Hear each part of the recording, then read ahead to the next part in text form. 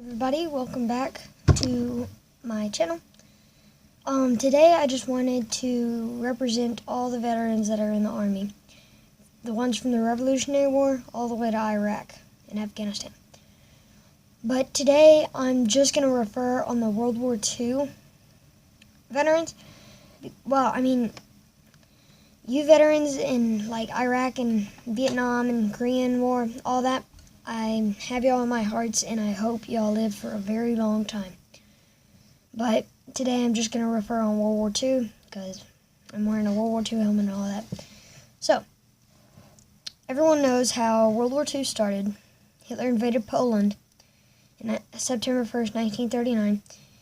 But they didn't take over the capital until, until after Britain and France joined the war. So, Russia was on Germany's side at that time. So, whenever 1940 came, the Germans swept France real quick, using a tactic called Blitzkrieg, lightning war. So, what they did was they would take bombers, tanks, foot soldiers, armored vehicles, all they could, to invade a town. But like in 1940, they invaded Paris, France, and all those other places, Bulgaria, and a bunch of others. But then, 1940, the British and French were backed up on the beach of Dunkirk. And they were running low on supplies and all that, and yachts from like the closest town came and saved them. Like they were just trapped on the beach. But the British wouldn't let the French on their destroyers destroyers, ships, all that, because they had their own, but they just couldn't make it to the harbor. So after that, then it was the Battle of Britain in 1940, whenever the Germans wanted to take over London, or like Britain or something, and that way they could invade New York, because Hitler wanted to invade New York to get the Americans in the war, but they failed. So after that, 1941, the Japanese invaded Pearl Harbor, December 7th, 1941. Almost everyone knows about that because of all the sailors that sacrificed their lives. It was just a surprise attack. So, December 8th, 1941, America joined the war to fight against Japan. But then, December 9th, Germany declared war on the U.S. So, in 1942, there were some major battles like Stalingrad, Midway, Guadalcanal, El Alamein, and a couple others. Then 1943, it was mostly the same battles, but it was a little different. Eastern Front, Stalingrad ended in 1943. Western Front, El Alamein ended in 1943. Guadalcanal ended in 1943, and the Solomon Islands, the U.S. Marines took over the Solomon Islands, I think. Yeah. So then Hitler invaded Russia, which Russia was on, Germany's side. But by this time, Germany was failing, so they just had to take over more land before they were, overrun. So, Russia fought Stalingrad, 1943.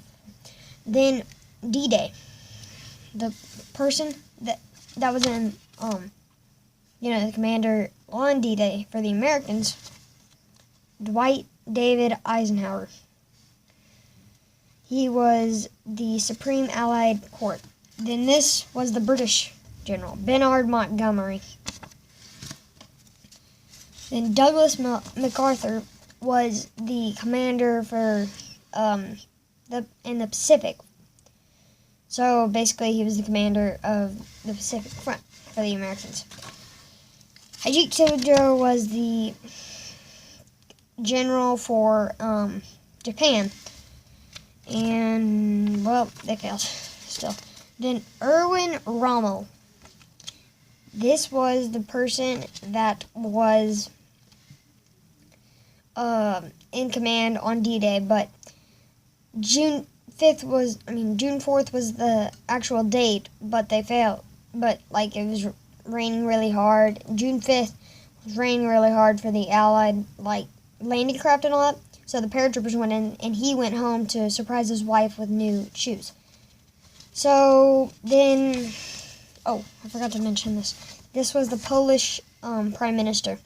I forgot his name, but he was the Polish Prime Minister whenever Germany invaded Poland. So D-Day happened. Paratroopers from the 101st, 82nd, and 6th Airborne Division Red Devils. The Red Devils were trying to take out the guns at Merville, the Merville battery guns, if they wanted to get to Sword, Juno, and Gold Beach. But the Americans, on the other hand, the 2nd Ranger Battalion of 225 men stormed the cliffs of Pointe du Hoc. But the Germans, the Americans thought that the casements were had the guns in them, but the Germans moved them some other place, but the Rangers destroyed them. So basically, with those guns, it's 155 millimeters, so those could reach all the way to Omaha Beach. So they took them out before they hit Omaha Beach. If they hit Omaha Beach, the men on that beach would be slaughtered. So, on Omaha Beach, it was the 1st Infantry and the 29th Infantry. Men like Colonel Taylor of the 29th or 1st Infantry Division said crazy good words that day, and they're written in the textbooks. Okay, so after that, it was Operation Breakout of Normandy. So basically, it required all of the divisions to break out of Normandy, France, like the hedgerows and all that. But what they met after Operation Breakout of Normandy was a huge German resistance. Tigers, Panthers, the new Panther tanks, more soldiers, like from the Waffen-SS, the Wehrmacht, and some were from the divisions that performed duty in Russia. So after that, it was Operation Market Garden, which required all of the airborne divisions, the British airborne divisions and the two American divisions. The 101st failed, the 82nd succeeded to take Nijmegen Bridge, and the 6th Airborne failed.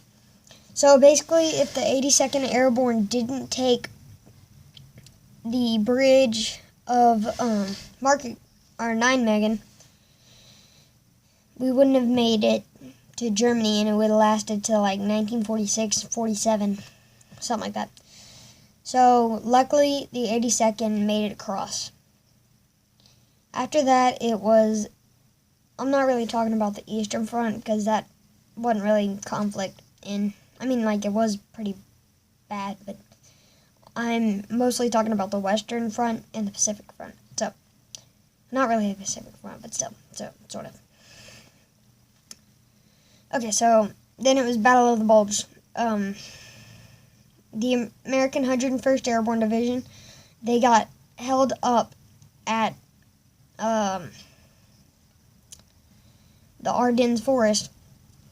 I know I skipped Hurtgen Forest, but it wasn't as big as Battle of the Bulge. So, what happened was the Americans, they got stuck on like the 101st got stuck in the Ardennes, and Patton's Third Army sent a couple of tank divisions to go help them. And then the Germans got defeated at Foy.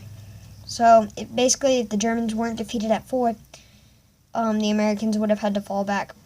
So after that, it was the Russians invaded Berlin, the German capital, where Hitler's, Hitler stayed. Then the 101st Airborne took over Hitler's Eagle's Nest. But after that, Hitler committed suicide. Then we dropped the atom bomb on Hiroshima and Nagasaki, which ended the war. So, thank you all for watching today's video. I know it's Veterans Day and it's really rainy and all that, but I just wanted to honor all those veterans. So, thank you and bye.